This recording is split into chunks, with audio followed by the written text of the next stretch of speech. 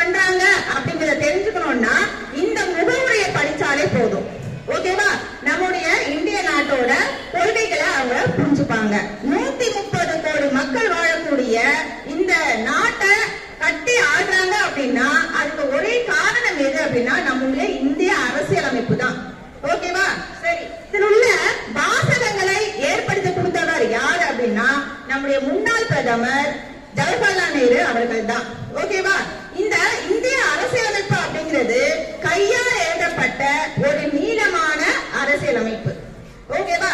இத கையால இந்த வாசகங்களையும் இந்திய அரசியலமைப்பையும் கையால எழுதினவர் யாரு அப்படின்னா இங்க பிரேம் திகாரி நரேன் சைடா அப்படிங்கிறவரு. இந்திய அரசியலமைப்பு அப்படிங்கிறது ஒரு அழகிய பங்களா அப்படின்னா அதனுடைய நுழைவாயில் எது அப்படின்னா இந்த முகவுரை தான், இந்த பிரீஆம்பிள் அப்படிங்கிறது தான். ஓகேவா?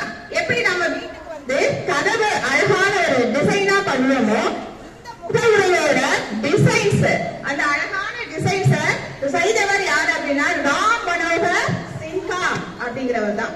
சரி, இதுல என்ன அப்படி என்ன வாசகம் கூடப்பட்டிருக்கு? இதோடைய ஸ்டார்டிங்கே பாத்தீங்க அப்படின்னா ரொம்ப அற்புதமா இருக்கும். எப்படி ஆரம்பிச்சிருப்பாங்க அப்படின்னு பாத்தீங்கன்னா இந்திய மக்களாகிய நாம் அப்படின்னு ஆரம்பிச்சிருப்பாங்க. ஓகேவா?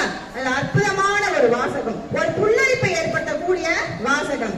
இந்திய மக்களாகிய நாம் ஒரு நாட்டை உருவாக்க வேண்டும். எதை உருவாக்க வேண்டும்? ஒரு நாட்டை உருவாக்க வேண்டும்.